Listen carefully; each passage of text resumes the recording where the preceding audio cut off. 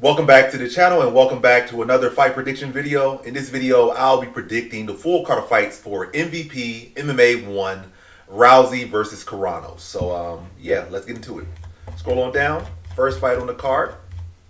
We have in the welterweight division, we got Avila versus Brandon Jenkins.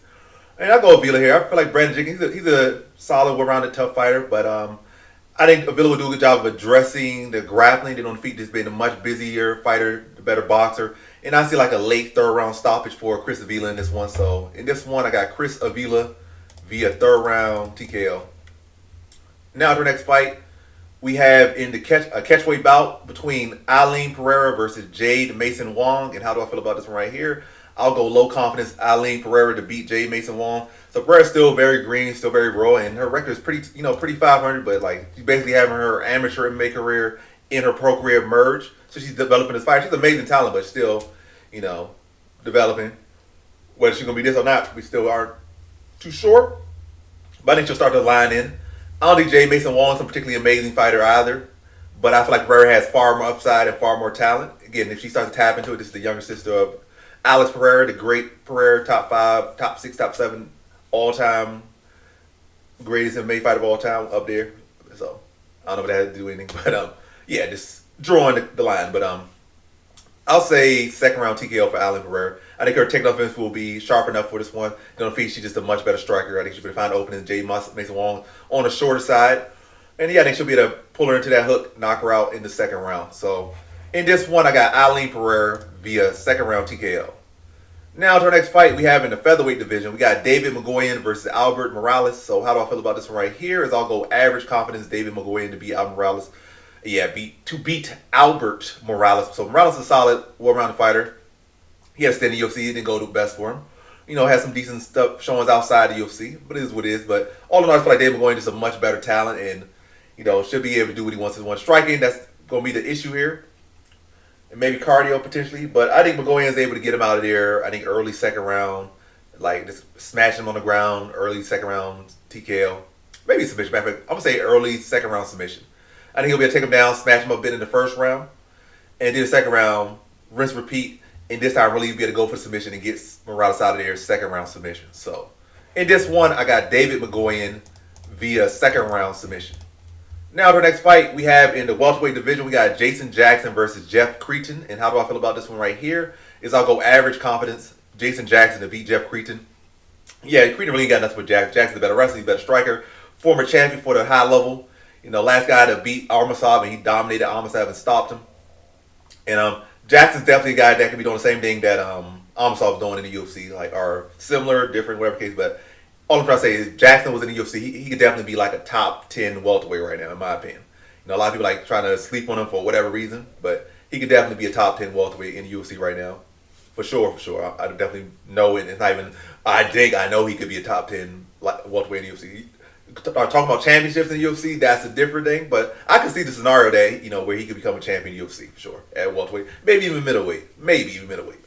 But yeah, Jackson's the main talent. Creighton's cool, he's tough, he's game, but again, I just don't really see any area he has over Jackson. I'll say first round. Matter of fact, I think Creighton will at least be tough. So I'll say second round TKO for Jason Jackson. And also, Jason Jackson not typically a guy that's just going to try to just run through you. If the run through is there, he'll do it. But you're showing toughness, he'll just chop your leg down, work behind the jab a bit. He'll let the fight settle in and break you down and then stop you. So yeah, second round TKO, early mid second round TKO for Jason Jackson.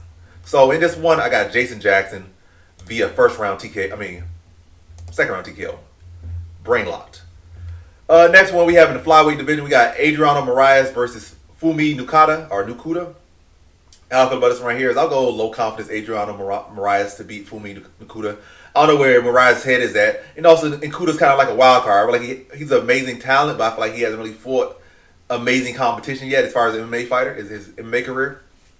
So I really don't know how to feel about the guy just yet. It's going to be a very great test to see where he's at. But I just think Moraes is has too much experience and too much accomplishment. Only thing about Moraes why it's not averages, he is coming off, he lost to Mighty Mouse twice. I don't know if he even won in between that. I think he got knocked out recently. So yeah, he lost twice to Mighty Mouse, got knocked out, decision loss to Mighty Mouse. He won a submission in between that. And then he got knocked out by Yuya Wakamatsu right after that. And that was a year ago. So he hasn't fought in a year. He coming off a knockout loss. He lost 3 of his last, 5? So sometimes that mentality versus a guy that's undefeated, hungry, that could shift a lot of things. But again, Nkuta's an amazing talent, but I just feel like his level of competition just not really there for me to really rate him that high just yet. So I got to go Moraes. I'm favoring experience over the unknown, basically. So in this one, and I'll say go the distance. I think it'll be a good scrap. Win, lose, or draw, it's definitely going to be great experience for Nkuta and his career, depending on how he show. Like, even like win, lose, or draw, if he put a good showing on or shows a good skill set, this fight right here is going to elevate him tremendously. Again, win, lose, or draw. But I got to go Moraes experience here. So in this one, I got Adriano Moraes via decision. Now to our next fight, we have in the welterweight division, we got Ngannou Fazil versus Jake Babian or Babian. And how do I feel about this one? I'll go low confidence Ngannou Fazil to beat Jake Babian. Could go higher, but like I'm not gonna act like, oh, I know this guy. I've been watching him fight. I seen this fight, I seen him trade with this guy. Like, I don't know that much. I don't really care. Matter of fact, I don't care. It's just on the card, so I'm picking it. But yeah, Jake Babian don't look like he's nothing too stand out. Fazil also his resume don't look like he fought the toughest guys or even really anybody too credible. Fazil at least like he fought some decent, credible competition. Shows a good overall skill set, good power, good grappling. I'll say club and sub, second round submission for Fazil. And it's bigger, stronger, gonna hit harder, more experienced, more skilled. Break him down, submit him second round. So in this one, I got Ngannou Fazil via second round submission. Now for the next fight, we have in the heavyweight division, we got Junior Dos Santos versus Robelis Despaigne. And how do I feel about this one right here? I'll go low confidence Junior Dos Santos to beat Robelis Despaigne. And we really don't even know if Despaigne really even worked on his takedown defense. Maybe if this was just pure striking, maybe give it to Spain, maybe even average confidence, maybe. But really, Junior Santos is league better, like especially resume and skills and everything over that Spain. But sometimes like people's mental, that's the thing why Junior Santos is the underdog. He obviously is well past his best days, but he's actually on. I think he's actually on like a 3-fight winning streak. Wait, what's he doing? Bare knuckle MMA? Does bare knuckle MMA not count as regular MMA? Cause I could sworn he had like 3 wins. He beat Werdum again. He beat Alan Belcher, so that don't count as MMA record. I mean, it's still MMA, so why shouldn't the bare knuckle MMA fights count towards your overall record? I don't know. But yeah, I think he's like on a 3-fight winning streak, I believe. But obviously they're not reflecting that here. Like he's on a 5-fight losing streak over here. But yeah. As far as Robelis Despaigne, he's been doing great in karate combat, but who has he really been fighting? He's been fighting like UFC rejects, guys with like 0-1 records, guys that got cut. Like that's literally all karate combat is. You got some couple of little strikers here and there, but the majority of the heavyweight division just like UFC rejects, like not even like elite UFC rejects, like guys that couldn't even sniff top 15 rejects. And Despaigne was one of them, but he's the king among the Canon and sniff top 15 heavyweight rankings fighters that have went to karate combat. And the last one he beat middleweight in Sam Alvey, who another karate combat legend, like was like on 20-fight losing streak in the UFC. Went to karate combat, became champion over there, knocked out Tyrone Spunk as well. But yeah, if Dos Santos, I feel like the rest still should be very weak for Despaigne. If Dos Santos wants to be smart and make the takedowns, I feel like that'd be a very easy and probably boring path to victory. I feel like you could beat Despaigne on the feet as well. And Despaigne literally fought a glass chin can of a heavyweight, and I think he took him like 2-3 rounds. Matter of fact, he might have took him to the distance in karate combat. That's pure striking. So Despaigne striking ain't that amazing. So I go to Santos here. I'll say decision. Hopefully he'll fight smart, work around the jab, pick his shots well. Don't fall into no big loopy uppercuts or big loopy slap and stuff or head kicks. And maybe mixing the takedowns a bit, and I think Junior Santos wins by decision. I think he'll win the striking as well. But mixing the grappling, make it clear, and I think he beats Despaigne by decision. So, in this one, I got Junior Dos Santos via decision. Now, for the next fight, we have in the lightweight division, we got Saladin Parnasse versus Kenneth Cross. And how do I feel about this one right here? I'll go average confidence Saladin Parnasse to beat Kenneth Cross. So, Cross is a tough competitor, but outside that, nothing else. Parnasse is faster, sharper, more technical, bigger, stronger. Literally everything else. He can out-grab him, he can tap him out, he can knock him out, he can do what he wants. Cross will be tough. But I'll say Saladin Parnasse sparks him in the first round late and puts him out via TKO. So, in this one, I got Saladin Parnasse via first round TKO. Now to our next fight we have in the heavyweight division, we got Francis Ngannou versus Felipe Lins. And how do I feel about this one right here? is I'll go high confidence Francis Ngannou to beat Felipe Lins.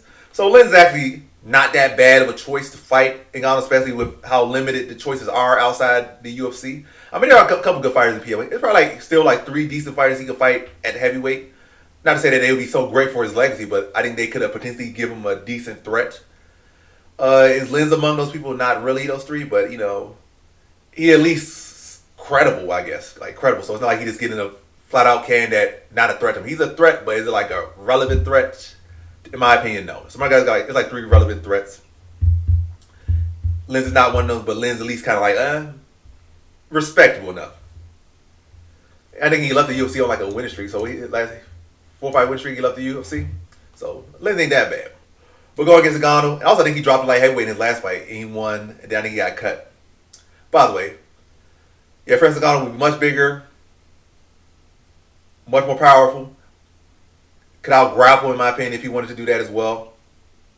On the feet, I don't think Lins will have any answer for Ngannou's power, his size, his strength. And I think Ngannou sparks him in the first round. I think once Ngannou connects on Lins, I think Lins goes to sleep. Or once he really connects flush on that chin, or anywhere, temple, here, probably even nose, top of the head, anywhere clean, I think Lins goes to sleep. And I'm going to say mid first round TKO for Francis Ngannou. So in this one, I got Francis Ngannou via first round TKO. Now to our co-main event, we have in the welterweight division, we got Nate Diaz versus Mike Perry. And how do I feel about this one right here? Is I'll go low confidence Mike Perry to beat Nate Diaz.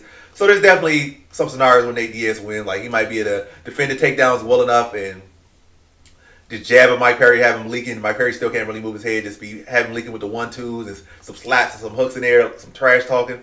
And, win a decision that way, or a close decision that way. Maybe a dominant decision. Maybe, be able to wear him up. Mike Perry shoots an ugly shot to get him peppered up. He gets him a guillotine or something. Or a Darce. Those are ways Nate Diaz wins. But I'm going Mike Perry. I feel like Mike Perry is definitely the truer welterweight. Definitely much stronger. An extremely underrated grappler. Mike Perry is a very underrated grappler. So I think he can get takedowns on a weaker, skinny Nate Diaz. Shut down his submissions with Nate Diaz on his back. On the feet, I think he'll land some clean shots. I definitely think Diaz is the better boxer, the better striker here. But Mike Perry can definitely keep him honest with his own striking as well as his power. Be able to make Diaz feel some of his power. And, but I still will edge the striking overall to Diaz, even in this fight. But then I'll feel like Perry will keep it close enough. He'll be able to land some heavy shots in there. Probably land some leg kicks where Diaz don't really check leg kicks. That'd be some stuff. And then look level change, throw Diaz down, control him on top, land some ground and pound. But I see this is a fun, interesting fight, but I think ultimately striking will be close enough. Close enough. Perry will probably land the harder shots. Diaz probably land about 30 more strikes. And then the takedowns been mixed in there with Perry controlling the top position and controlling the takedowns. And that be the edging factor. But who knows? The judges might say, hey, we like Diaz more, so they give Diaz the win. But I think Mike Perry will win. I think, I think he'll do enough to get the win. And I think he'll be clear enough. But competitive, fun scrap, but Perry landing the harder shots and getting the takedowns and getting the top control. And also probably land some decent ground and pound on top as well to get a decision victory over Nate Diaz. So in this one, I got Mike Perry via decision. Now, to our next fight, we have in the women's featherweight division, we got Ronda Rousey versus Gina Carano. And how do I feel about this one right here? Is I'll go average confidence Ronda Rousey to beat Gina Carano.